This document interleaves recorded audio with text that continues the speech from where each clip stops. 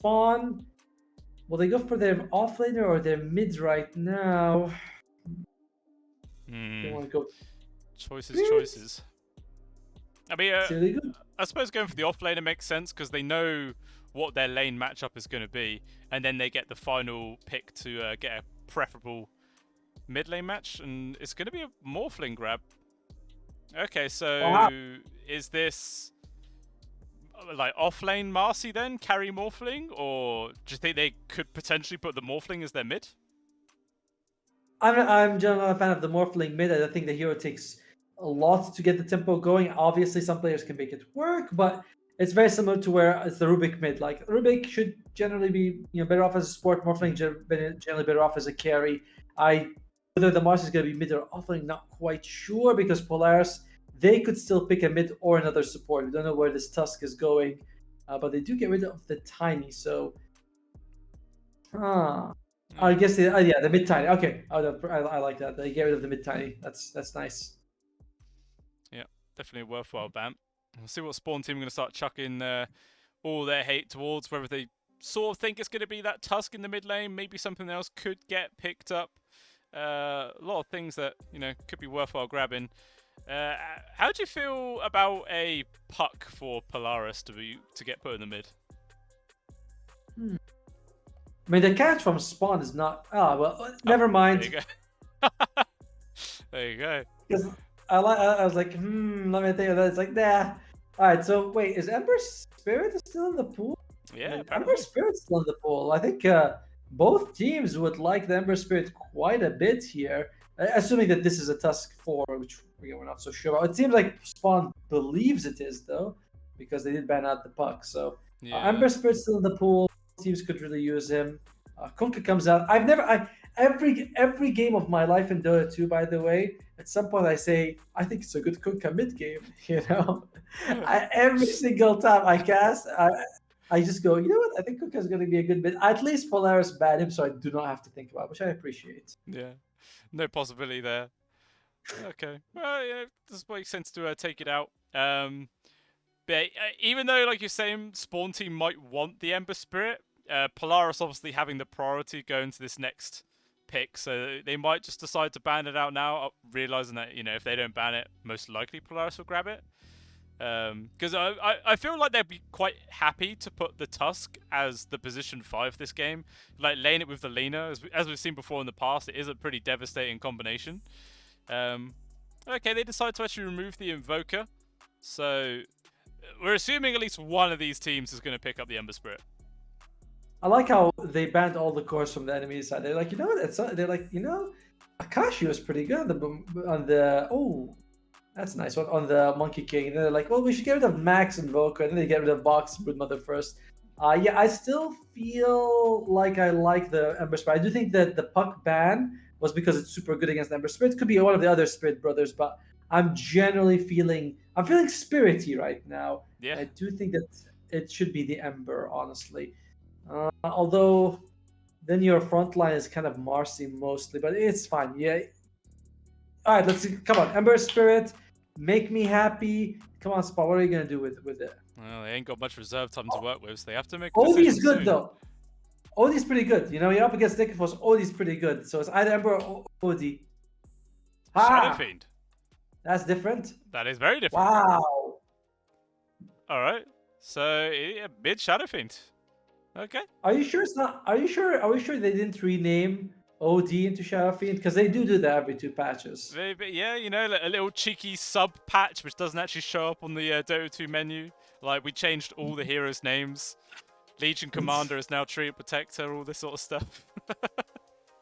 Tresden. It's Tresden, my man. Tresden, that's what they called him in. That's what they called them in the good old Dota 1 days when he was a man. She was a man. I don't know. Legion Commander was a dude.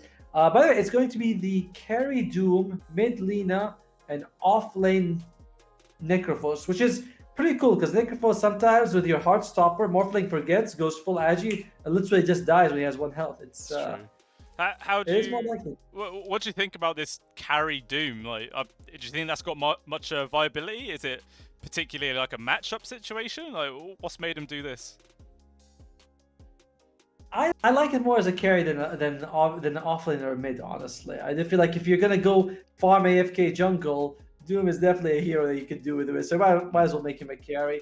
And yeah, you could just like self Doom and run into the Morphling, and Morphling is gonna suffer either way, right? Full Agi, full Agi, you don't have much health. Full strength, you have percentage damage from the Doom and the Necrophos, so it's just tough. And Yeah, I so I think there'd be a lot of pressure on Delol then in that situation to get like those friendly telekinesis off, just pick up Jikroy, launch him the hell out of that Doom radius, and hopefully turn around. Obviously, that's eventually when Akashi actually even gets the Ag Scepter. Until then, it's going to have to be the old Lincoln Sphere jobby to keep himself safe. I like Polaris's draft again. It is a bit, there's been like the Shadow Demon, Doom carry, but offlane Necrophos, kind of weird as well. But I think that they are a slightly stronger team. They proved that in game one, and I don't think that this draft is so amazing from spawn. I feel like it's slow, right? The mid Shadow Fiend and the carry Morphling. We'll see. And Shadow Fiend, we haven't seen them go for the classic Yule Blink Dagger or jump in and kill someone else. It's oftentimes been a little bit more right click, a little bit more good in the late game, but slower to get going. Yeah, it's very true. Do you remember that crazy meta when Abyssal Blade used to have a ranged target and you would teleport to him? People were doing Abyssal Blade, Shadow Fiend, and you just Abyssal Blade teleport in their face, ultimate, blow him up. Absolutely ridiculous when that was a thing. I'm very glad that's not around anymore. That was part of the true Dota, everyone talks about the true Dota. That was definitely part of the true Dota, that was a lot of fun. I think the Abyssal Blade, by the way, had something like a 600 cast range at some point. It was reduced, it was pretty long at some point. Yeah, it was ridiculous. Not quite sure what Icefrog was thinking about, chucking that patch in. Maybe it was like, you know what, I don't see enough Abyssal Blades. Let's just make a Abyssal Blade and a Blink Dagger had a baby, and there you go. That's this item. But, it's not around anymore. Thank the great Gaben gods that it is not. Apparently now, Abyssal Blade's cast range is actually shorter than a normal attack range, like a normal melee attack. It's like something like 100 cast range, whereas a normal melee attack is 150. So yeah, it's pretty bad. Like now you have to be even closer to get it off. That is true. Maybe then the big brain play would then to get Abyssal Blade and an Ether Lens. Just, get that little bit of extra reach. That could be, some top-end meta right there. But even still, the start of this game, everyone's smoked off straight off the bat. Looks like maybe Spawn might try and group up to go for first blood, but Polaris, on the other hand, are relatively split right now. Just want to try and get those wards down as quickly as possible. I like the Polaris draft, I'm one of those people who really enjoys watching Necrophos in the lane. I played the hero quite a bit. He feels really fun when you're having a good time, And you put a couple points in Heartstopper. You feel the frustration of the enemy team. Like God, like how they keep chugging tangos all the time just because this jackass has 2 points in Heartstopper. It's a lot of fun. Very stressful, but also fun. Yeah, it's one of those ones where, if you have an absolutely fantastic game, you can spiral out of control.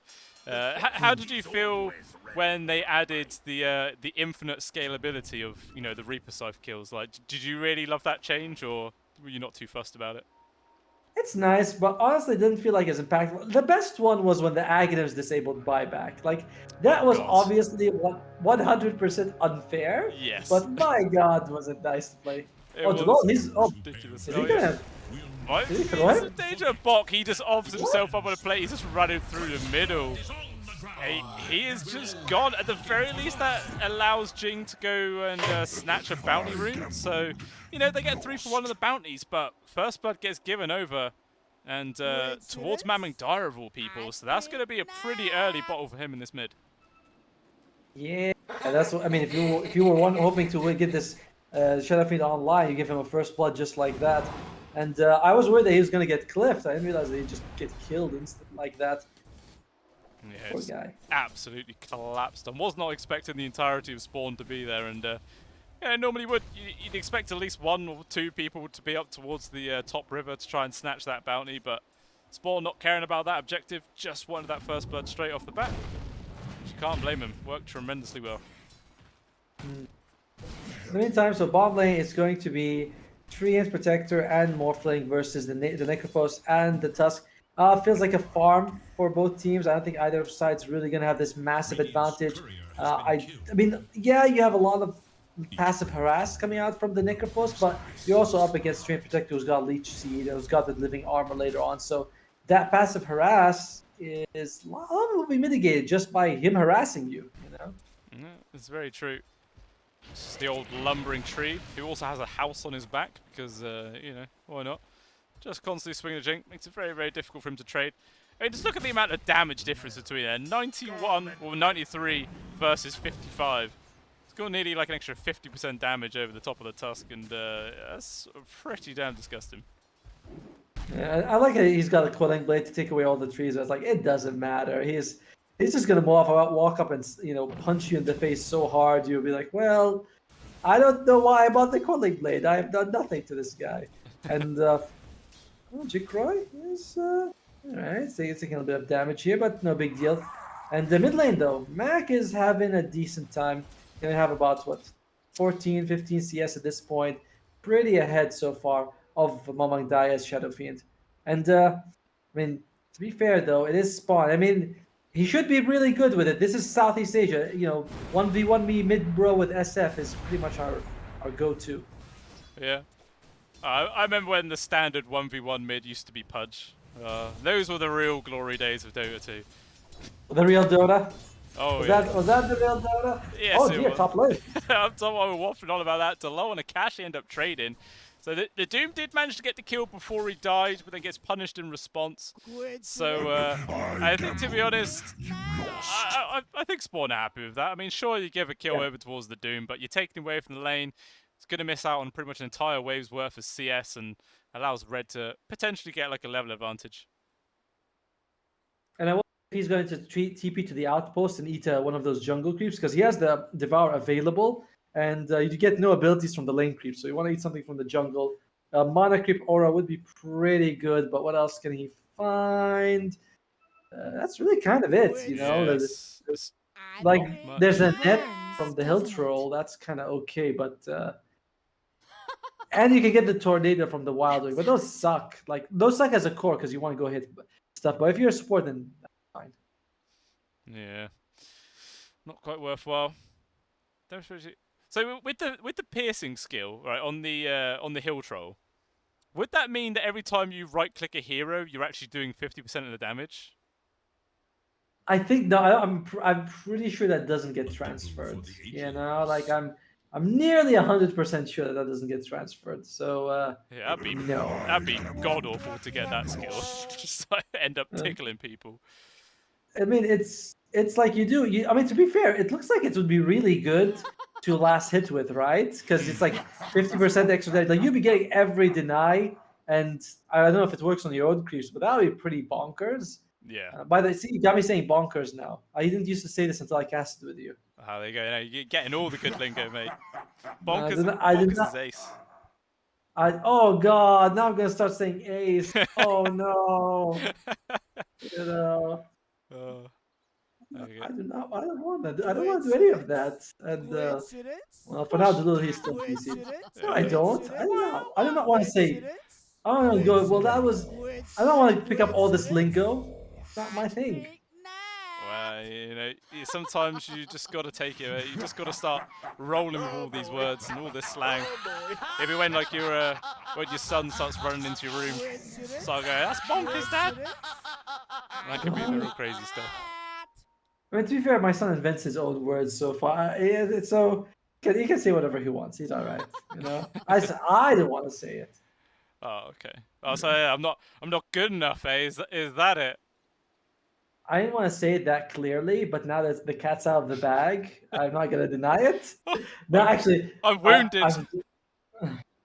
I'm glad I'm saying bonkers because it makes us more coordinated with each other. It makes us closer. It's very, very true. Well, the game should be starting any second now. And Delol's back as long as I'm assuming he's having lag issues, which is why he's done this disconnect. He didn't say why, but just what you have to assume going on. This game is just filled with voice line spams as well. Yes. These two teams going for it. I think the coincidence I think not has been like there for the all right they're ready, thank God. At least when they're playing they can't spam the voice lines, and I'm one of those people who like I would love it if there was a setting that allowed me to disable the voice lines and also the cosmetics. Like give me the default heroes, I don't care. I would put money for that just so I don't have to glance value problems. Yeah, it could be kind of nice. Maybe if they want to be really greedy, they can like incorporate that into like the Dota buff sort of thing where you can turn off people's skins. Because I don't mind. Yeah, like we were saying like the other day, like some of these skins now are just ridiculous. So it would make a lot of sense. I wouldn't mind if I could keep my own skin though. Like I want to keep mine, but disable everybody else's. Like I don't care what cosmetic he has. Good for him. Yeah, that could be very, very true. Well, still, everything's relatively even. Mac 22-3 in the mid versus the 17-1 there of Mamang Daya. And kill up top, CMO gets brought down. Akashi's trying to trade there with Delo, and he will get taken out. Obviously the chain lightning from one of the creeps. Very, very nice to pick up to get that extra bit of burst damage. Yeah, but it's a very expensive ability to have. You know, you get another active spell. It's probably gonna take it from like that's 4 active spells, each one costing 50 mana. You have 1 mana regen, so Akashi's gonna have to be like gonna have to get these mangoes force fed down his throat if he wants to keep spamming his spells, which is not fun. No, yeah, just have to use so much of your actual net worth to just keep yourself going, really.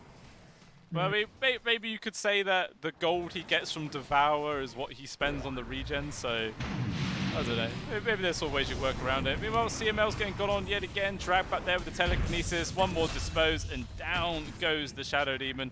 And that's his TP going to be on cooldown as well. So Akashi's going to be on this 1 versus 2 for nearly a full minute, because yeah, it doesn't even have brown boots there for the Shadow Demon. There is. I mean, I don't know what. I mean, is there anything worse than Walk of Shame? Because like you said, it's the brown boots walk. Like he is at 2-9. Buy a smoke, man, just so you can get there earlier. In the meantime, mid lane, the Mount Daya, it feels like they want to go for him. I don't know if Jingle spot or not. He kind of walks forward, but I think he actually did connect the scan in the trees. So I think Mamandaya has a sort of hint that he's there. And even in Travis coming in for the rotation as well. Jing's in real trouble right now. Mamandaya wants to try and find the grab. There is still a snowball that Jing can do to onto the creeps, but it looks like he's actually managed to avoid the worst of it. So, to be honest, he just dragged Mamandaya away from the creep wave mid. Gonna lose maybe a couple of creeps worth of CS if they get denied away. Better than him dying, but overall, Mac is just having a lovely time in this mid, dude. He is 50% more CS than Mamang Daya. He is really enjoying himself in this lane. And, I don't know, I'm looking, I'm thinking, fuck? Oof. He's not even using the magic wand. Oh, okay, there you go. He waits for the ghost. I was like, this was brave. That was nerves of steel. He's like, nah, he's not killing me. I ain't wasting my charges yet. He's trying to get like the ultimate bait and see if Jikroy would overextend, but not quite blessed. Yes, CML. This could be his 3rd death of the game right now. Mamandaya is going to be able to clear that one up with ease. And he's still got the regen rune as well. Didn't get sort of cancelled from being right-clicked, so he's going to feel quite nice about that. Jing still hanging around this mid. So is Travin. So to sort of turn the mid lane into a bit of a 2 versus 2 situation. Delo is like accidentally dragging all of Amandaya's creeps away. It's like, where the hell are you going with those? Oh, top lane though. The Red's going for it. Yeah, he's guys on one line. Why the hell not? Akashi, no chance in hell of getting away from that one. And this tier 1 tower's also going to take a beating in response from that as well. All just Spawn having a much better time in this game compared to game 1. At least in the early game, you know, right? Like they're playing a lot more aggressively here. And I'm still a little bit worried about the Shadow Fiend though. I wonder what he's going to go for. He hasn't queued up any sort of like big item that tells us he's got power trades, which you know makes me think we might be seeing more of the right click build, which seems to take time. Bottom lane though, fuck, is he gonna be alright? Well, they're going to go on top of him. See, with the old Ghost Shroud, it's going to feel quite comfortable. Delol just about in range there to get the telekinesis off. Dragon Block into the waiting arms of Travins, who just clubbed him down with those tree trunk fists of his. I almost feel bad. And by the way, you know, he goes for the urn, but he needs to get a vessel. That's going to take some time for him to actually get there. Overall, this offlane Necrophos, I thought he dominated the lane just a tiny bit more. But you know, he takes a hard stopper at level 5 rather than at level like 3 or 4. So Morphlane wasn't really worried about it. Damage doubles at level 2, so it's not much level 1. It's like Jakiro is just fine with it, just farming no problem. Yeah. So he's just having a kind of free time. He is still actually behind that of Akashi. Even though Akashi has died twice, the fact that he's got a Devour and he's left his own device, he's doing okay. Meanwhile, in the mid, Delol just gets a Laguna Blade dumped on his favourite right now. Snowball forwards, gets the connection onto Mamang Dai as well. LSA also getting the grab. He's getting controlled up this Shadow Fiend. Can't quite decide which target they're going to go for, and it is going to be Jing. Bring down the Tusk. So it ends up being a 1-for-1 trade of supports, but you know, actually even both sides actually brought a fair few rotations into that as well. So can't really tell who came out ahead in that regard. Right, it's like everyone shows up, a couple of supports die, and you're like, well, I guess that's it. What's more surprising is that the win percentage really favors Spawn. 60% to oh, well, Bach, is he going to be alright? He's in a bit of danger. He's got the Ghost Shroud again. Losing here, just going to force Travins away, but doesn't make any further casualties. Meanwhile, top lane Akashi, he's dead again. 3rd time now on the board for him. Red able to snatch up another one, obviously just waiting for the Unleash to come back up. Finds that free kill, and this should be the tier 1 tower falling this time. Akashi's build could not be more greedy. He's going for max Devour, and he's got 3 points in Scorched Earth, just so he can jungle faster, right? He's like, I'm not getting gold fast enough with my first item Hand of Midas max Devour build. I need Scorched Earth, so anytime like Red just jumps on, because if you had Doom, you could dispel the sidekick, you take a lot less damage, but he doesn't have that, he just doesn't. So he's suffering for it. Level 7, is he going to put a point in Doom now, or is he going to go for even more greed? Yeah, he's got the Doom. I suppose Mac is here, they're going to try to go red. Oh, the LSA barely misses, but still with the Doom connection, he should get brought down here. Not much that the LoL could do to change the outcome here. I mean, actually, let's get a toss back. Still half the duration. With the HP regen coming out from the living armor, potentially the tower HP regen could keep him up as well. Oh. He gets the deny. Yeah, they realize like you're not making it, so that's well played by them. Overall, it's still a waste of a Doom. Yeah, Doom and Laguna Blade, 2 ultimates dumped on him and just gets denied away. It was very, very close to him surviving that. And it was even 3 points into living armor, but even still, the HP regen just not quite enough. And to be fair, I was looking at it, I was like, yeah, well, to be fair, Laguna Blade's cooldown's not as bad as Doom, right? Like, Doom, you really want to be always there for you. And yeah, he maxes out Devour first. Akashi wants his gold, and to be fair, he is getting it. And so is Mac, by the way. Mac has also been playing like this very, I wouldn't say greedy, but definitely farms in his mid lane, you know. Invoker, Hand of Midas, first item game 1. This game is all on bot to make space, and honestly, Spawn is not punishing them for it. You know, you got one guy with Hand of Midas, you got mid Lina who's farming, and it seems like Polaris is getting away with murder right now.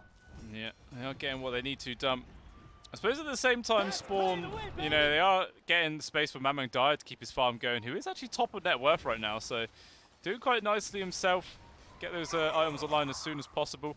I'm kind of surprised that the Morphling isn't higher up on the net worth, like considering how he's had pretty much a free time down the bot lane last hit in versus the Necrophos.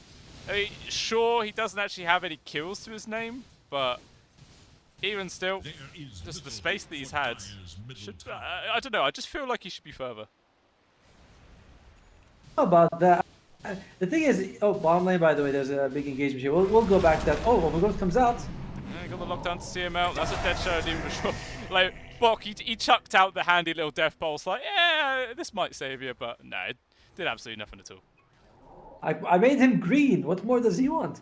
No, to be fair though, Mamang Dai had 3 kills, right? Like, and you're up against a Doom with Midas and Devour, so his gold is very inflated. The one person who I think is getting more than he should is Mac. Like, I think Mac's net worth is too high for. Speaking of Mac, yeah, his net worth just took a little bit of a dip there. Easy pick. Thank God. Thank God for Spawn, honestly. Like, like there's no way that's right. And they're going for it, though. Still trying to force the issue right now. The stolen NSA lands onto CML. Out comes the Requiem as well, but so does Reaper's ult, but it's not enough to bring him down. Doom also getting dropped, but he's able to get himself by the tower. Can he actually survive this time? If he gets to the tier 2 regen, maybe with the living armor. Yeah, he's gonna be fine. He's gonna be fine, 100%. Yeah, he's tanking it through. All right, he's nice. barely losing any damage. Yeah, very slow tick. So, okay, I noticed a couple of pickoffs there from Spawn. I mean, I suppose, you know, they gave the extra kill there with the Shadow Demon, but if they didn't do that, they would have lost their tier 1. So it's a sacrifice Polaris had to make. That Reaper side was very wishful thinking, you know. So we could see Red was already like 40% health, and there's magic resistance. It's not much, and yeah, it was a bit hopeful to go for that. You're not gonna go for this bomb tier 1. How are the towers for all of the towers for Spawn almost full health? Yeah, very nice spot. So this tier 1 tower might fall with the mid bot lane, but they don't really care about that Spawn team. Focusing down much more highly prioritized mid tier 1. And that's going to allow them to open up the map and potentially get some more aggressive moves on towards Polaris' side. Oh, and I wonder, wait, did Morphlings transform into Doom? I'm waiting for him to do that trick, right? You take a Devour, and you're like, yes, that's the one. He's going for the first item, I think Lincoln's Sphere should. I believe it's coming on the recipe, but yeah, I saw Jikro talk about like, oh, he's gonna do it, then he doesn't do it, and I was very sad about that. Yeah, he's trying to save it, I guess, for a potential team fight, maybe. Not wants to, you know, execute on that super high efficiency play of getting the Devourer on top of everything else. But you know, it could have been nice. I gotta ask a question because I hope I'm not crazy. Why does Morphling's level 25 talent say minus 40% waveform cooldown? Aren't most spells like a flat number? Is this one of the few that's a percentage reduction to the cooldown? Yeah. Does seem kind of odd, doesn't it? Because I mean I can see, I mean Rubik I can get because the stolen spell 25, but the other ones are like Fate Bolt cooldown seconds, Telekinesis in seconds, like every other build, Shadow Rays cooldown seconds, everyone else, like it's weird. Great. Speaking of him, trying to go for the little poker onto Shin, can't quite find it, and in comes the rest of the team. They take away the Lincolns. He did get strength morph off, mind you, but I don't think it's going to make much difference. Mac at least in response dying elsewhere. But Jikroy, he's so tanky. Down eventually. Okay, yeah, he's dead. But yeah, like, as you were saying with the cooldown, that would make sense if it was like a level 10 talent, because then by that time you might not have waveform maxed, and then the percentage would actually have more of an impact. But yeah, by level 25, I think you're guaranteed to have max level waveform by then, and yeah, it makes literally no difference. I mean, I guess it's like it's kind of worse when we combine with like Octarine cores. I don't know. I look at it, I'm surprised. It's the only one. It's only two spells, it and the Rubik, that I think are percentage cooldown reduction. And I can get it for the Rubik because you're like, oh look, my black hole is much faster than the original black hole, but I don't get it for the waveform so much. Yeah. Oh, bomb lane though. Red? Oh dear. Actually, yeah, he's in some danger right now. Actually, still decided to stand his ground. Actually, gonna pop the BKB now. Red's gonna be forced to try and disengage. Got the rebound up in just a second's time, and he should be able to get himself out of danger. So a minor little win there from Spawn, forcing the first BKB usage there out from the Doom. 9 seconds in the toilet. And still, they're actually gonna go for a smoke play there now, Polaris. Maybe sort of lulling Spawn into a false sense of security. And now seeing what they can find. But majority of Spawn though in the Roche pit. And this is dropping quite quickly. There's no way Polaris can get here in time. Nope. I mean, they are booking it though. They do have the smoke. They do have the 3 people smoked up, but they do not make it in time. And overall, bottom lane, you're pretty happy if you're Spawn. You got was that the first BKB? I think it was Akashi's first BKB. You made it out just fine. You got the Aegis. So, I mean, I gotta say, Spawn is playing game 2 really well. Like, just super impressive. How many times have we seen Red just jump on Akashi and kill him? And now they get the Aegis. Win percentage was 60%, now 70%, and I mean, it's 1,000 gold lead. I don't know if it's 70%, but it's definitely favoring Spawn right now. Yeah, I think it's in terms of momentum and how they're being able to play, it definitely feels like they are ahead. But I suppose as well, because they obviously have a Doom with Hand of Midas, that net worth is going to be inflated there from Akashi, so really he should be further behind. But Jikroy, that's just getting bullied down from Mac. Fortunately enough for Jikroy, he does have that Lincoln Sphere to avoid getting hit, but unfortunately for Dol, he doesn't have one himself. He will get brought down. First Reaper Scythe kill there for Bot, getting those charges on the go, but they're still charging for more. LSA will connect onto Jikroy, but he has this Aegis, he might try and turn around. Double snowballs going on. Those poor neutral creeps are going to get plowed into. Now Jekroy gets targeted, but Red jumps straight into the backlines. Actually gets hit by his own Doom right now. Overgrowth lands onto all 5 people. Magman Dire is going to hit with the ultimate, but no, it gets cancelled out from Jing. Nice walrus punch, and that will just force everyone to disengage. And Jikroy actually lost his first life off on the sidelines there. I'm not quite sure what killed him, but regardless, that's a nice fight from Polaris. I think it's one of those Reaper side ticks or something like that that got him. You know, like he on the way out he goes full agi, forgets, or near scorched earth, or was it shadow poison? Again, I'm not quite sure what, because I wasn't seeing him, like I wasn't watching that. I was watching Magdaya blink in, and great walrus punch keeps him from getting his ultimate off, which could have turned, because that was a good overgrowth. Yeah. And if they got the Requiem off, we could have seen a very different result in that fight. Yeah, 100%. Very rare you get to see a 5-man overgrowth, but excellently played there from Travis. Fortunate enough for Polaris, they do have that BKB piercing disable of the punch, like you said. If they didn't have that, it probably would have been a completely different outcome. Hey, let's do it. It's a game of inches and miles. Gotta say though, Spawn, they're holding up really well. On one side, you know, you look at Polaris, you're like, yeah, we have the Lina, but the Lina is not farming as well as the Shadow Fiend. So, and the Doom is like, he's a big boy who does a lot, but he's not really the killer kind of guy. You know, he goes in, dooms people. He's not like a big threat that, I don't want to say passive. I'm not sure how to explain it exactly, but he does a lot, but it's not like he's a back-breaking kind of guy who just smashes people left and right. It's more like he's a big presence in fights. It's really on Mac to get these kills. And yeah, I agree. Like, to be honest, I don't really see much difference this game between like this Doom being an offlaner. Like, there's nothing really that shouts out to me that this guy is meant to be the carry. It's pretty much the same offlaner items you get: the BKB, Blink, trying to go in now for the Shiva's guards. It's, yeah, I don't know. It seemed like an interesting choice, but it really does feel like they could have just made him the offlaner this game and maybe picked up a different carry instead of going for the Necrophos. Maybe Bach doesn't do it. He's like, you know what, I don't feel like playing Doom today, so I'm not. Oh, jump in. They caught CML. Oh, yeah, CML able to avoid the land. Reaper Scythe, and everything gets dumped on top of his face, and down he goes. They do get the trade at least, but it doesn't matter. Polaris want to try and take this fight. The stolen Reaper Scythe gets dropped onto back, but it's not enough damage to bring down the Lina. And they're able to disengage. So a 2-for-1 trade there for Polaris, taking down the offlaner of the Marcy and getting another charge online there for Bok. Life is going to be real hard for the Morphling very soon, by the way, because they do have the Spirit Vessel. They also have, like we said, the Infernal Blade. So this percentage damage. Oh, and of course the Shiva's guard is going to be coming up. So a lot of this percentage, this heal that he's going to be getting from the Morph. It's not heal, sorry, the regeneration is it's not going to be there. So very tough situation for the Morph to be in very soon. Yeah, I think you have to start being extra careful how they take these engagements. It does seem like Polaris starting to make the correct choices. Meanwhile, jump forwards there. Bok gets jumped on, but the Doom already got him popped there on towards Mamman Dai. But he had the BKB off, so he's perfectly fine to stand his ground. Red trying to take down the Tusk. The disruption's going to be stolen. there. They didn't have to stole the Doom. He got the connection on towards Bok. The Necrophos trying to get himself away, but nice shards from Jing, holding back the majority of Spawn to allow his team to disengage. He sacrificed his life, but a worthy sacrifice it was.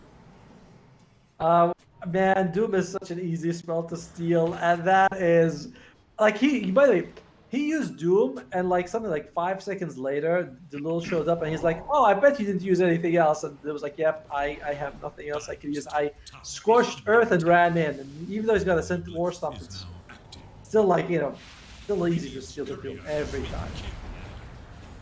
Still 100 seconds though before Rubik's able to get it up, so I'm sure he's going to steal another skill before then. May have to try and take Doom away again in the future, but jump forwards, never connect onto Mamadai, no BKB this time, does about nice down connections, jumping What the overgrowth? overgrowth, it lands onto 5 yet again, Jigro trying to do what he can, out comes Mamadai's ultimate, pushing everyone back, fear connects onto absolutely everyone on the side of Polaris, and Akashi, he can't escape the poison touch all the way from Delol, getting the information in the trees. And 2 people dead there from Polaris, Spawn still strong, 5 heroes, and maybe they could take down this tier 2 tower. Travis is MVP. I win or lose, Travis is MVP. Like this is what, the second, third time the guy lands these giant overgrowths on 4. This time it was a 5-man overgrowth. My eyes were crazy, but holy crap, is he carrying this team on his back? This is a position 5 nature train protector, 2-0 and 7, but honestly, MVP. He's going for max mobility. Tumbler's toy, blink dagger, just so he can get on top of people. And early game, he kept the towers alive. Still the mid-tier tier 1 standing, although CML is not.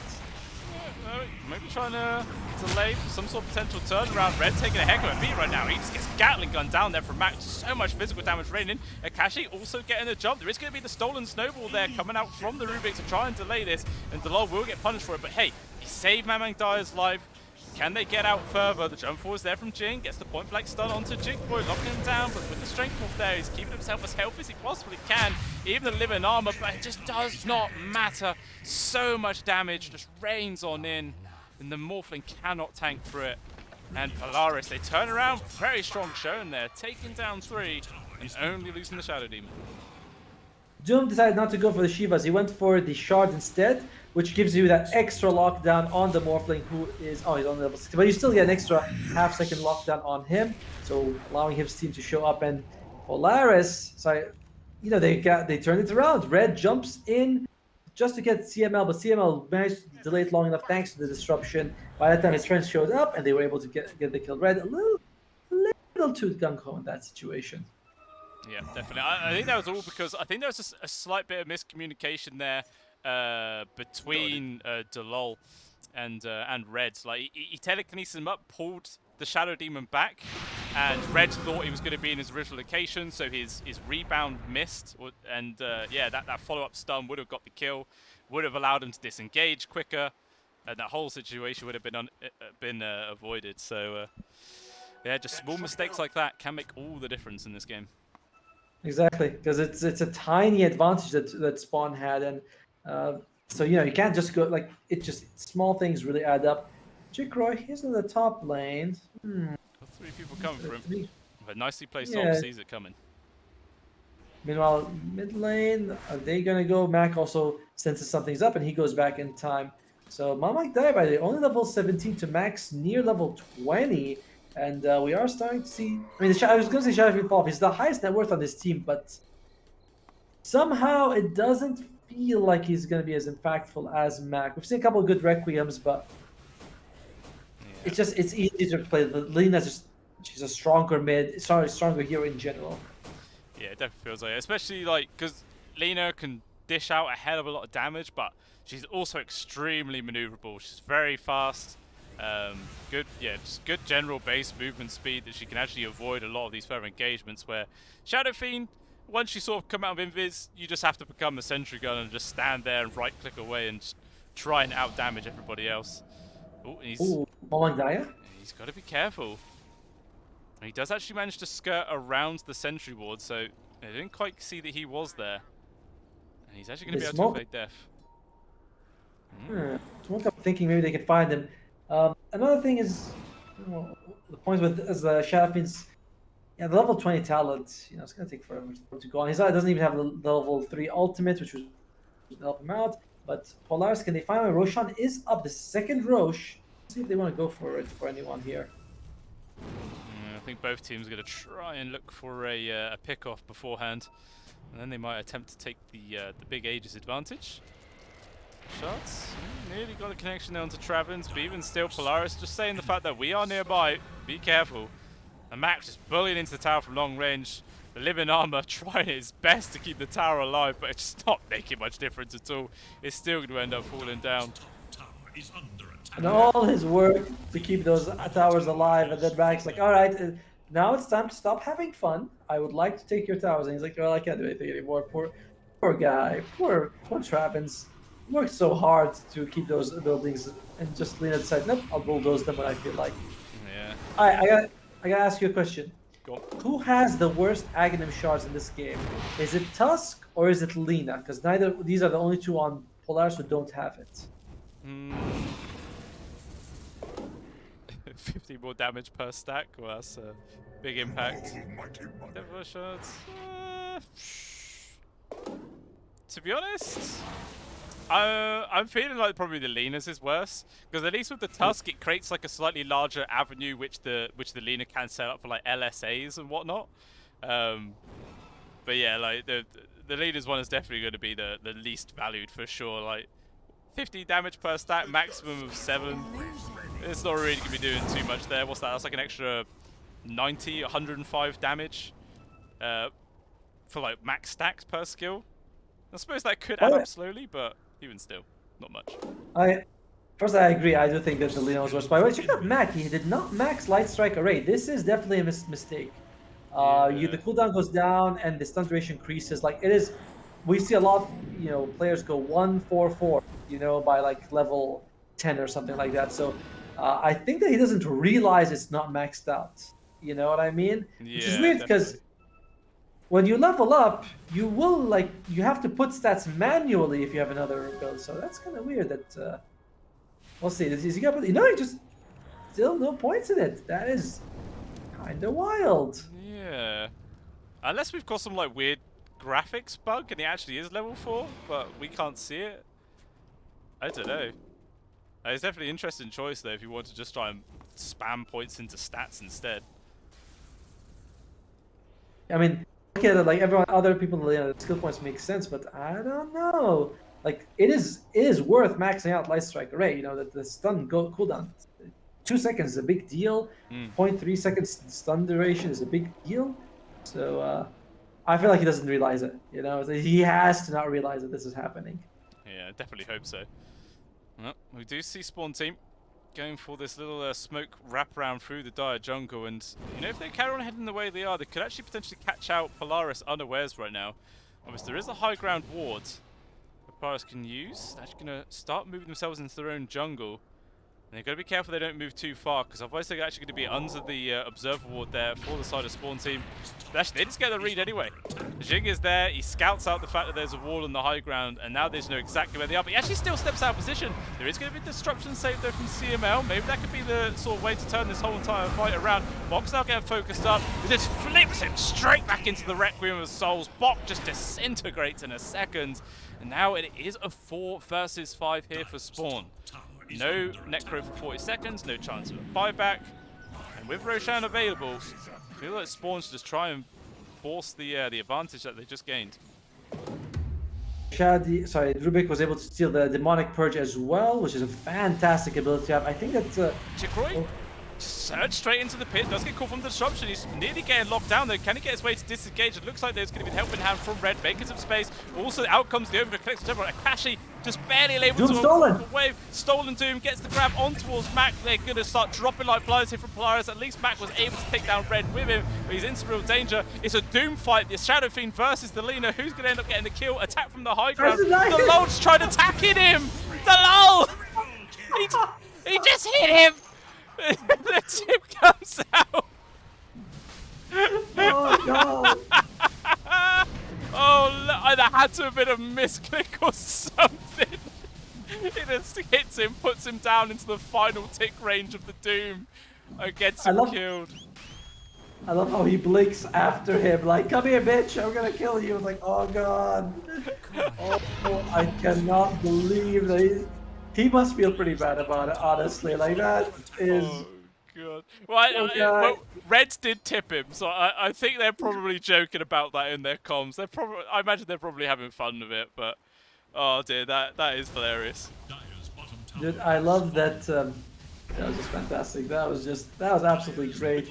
But yeah, another Doom stolen. Like, how many times is this gonna happen? Again, this will keep on happening because unless you get like an Aghanim Scepter on Doom, it's honestly worth it. Just put it on yourself, Scorched Earth, then blink in. Because otherwise, it's very tough. It's very tough not to have Doom stolen.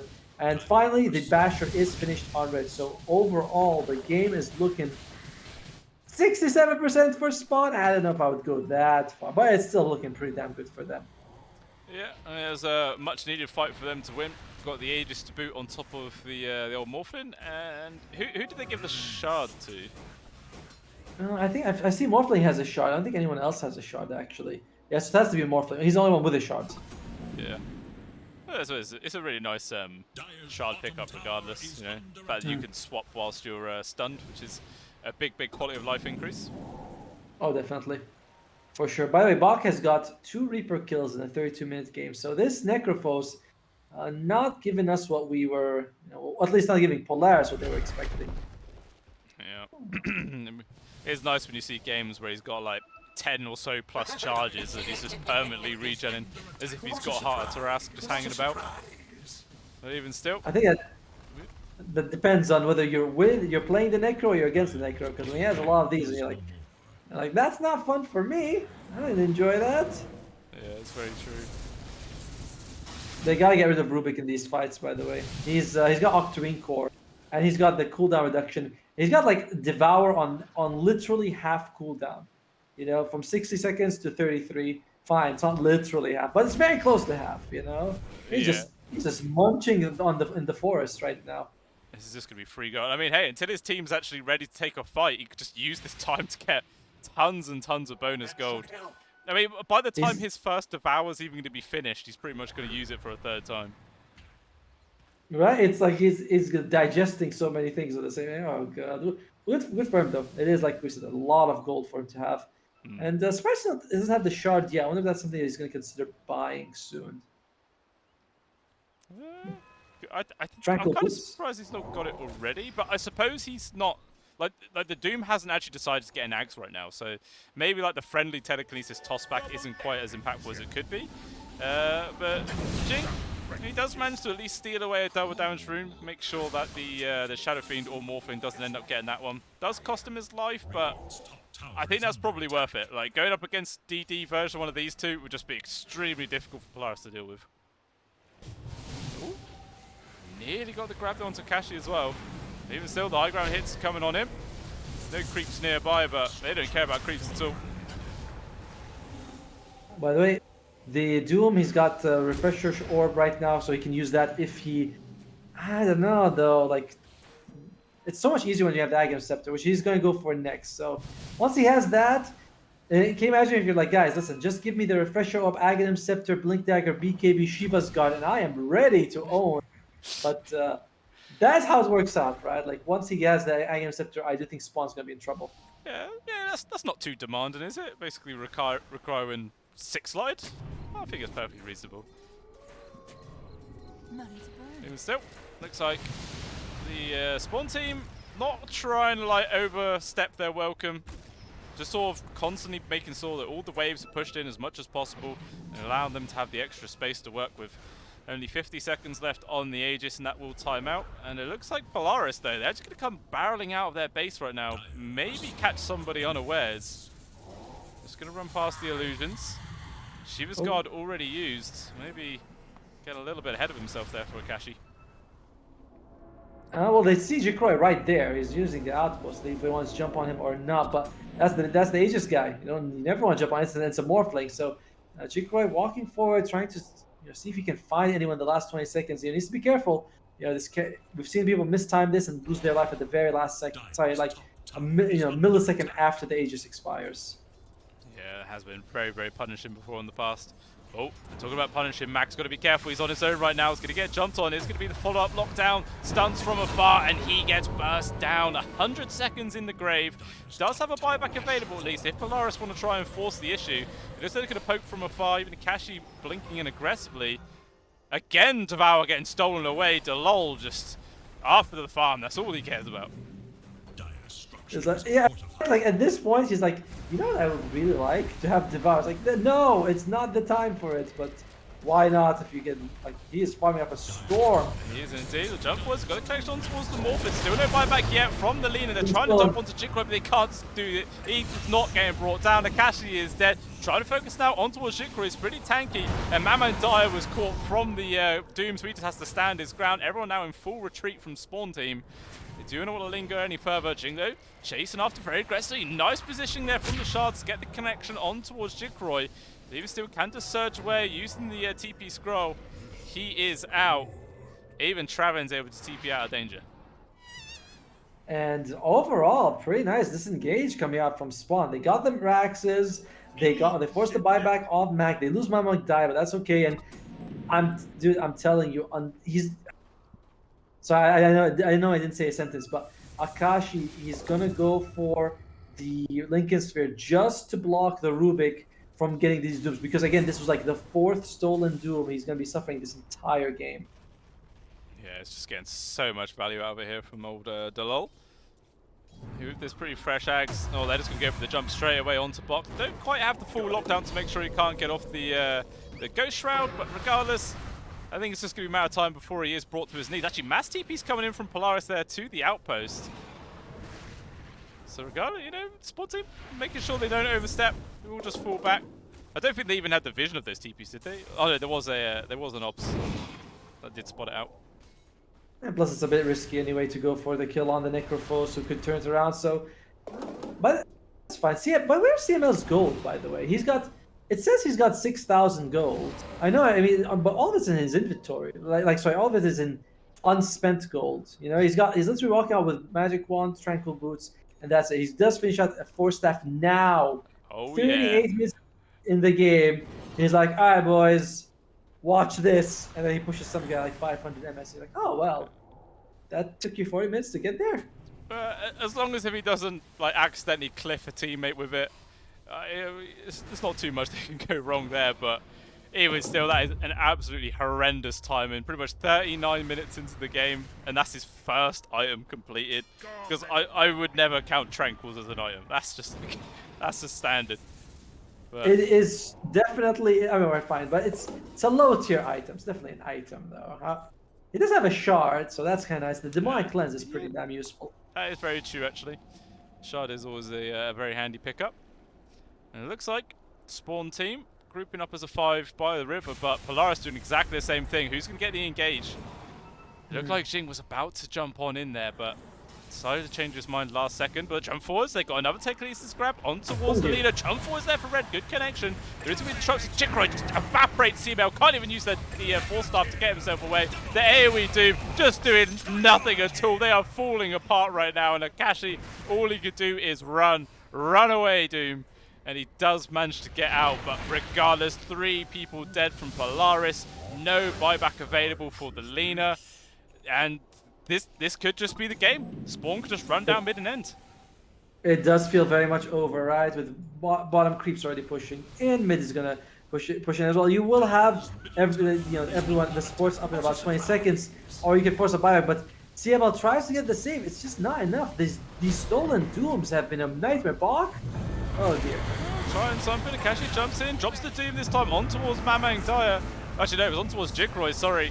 But even still, the Morphlings is going to walk himself away, able to get the strength buff off, but double buybacks consumed there for Polaris. At least they have forced them away from the Ancient for now. But still no Lina. That's their main source of damage. And they've really got to be careful about how they take this engagement out. On the jump forwards from Jikroy, Doom's over. They're going to get things going right now. The kickback on towards the Morphling, putting Miles out of position. He was on Agimorph.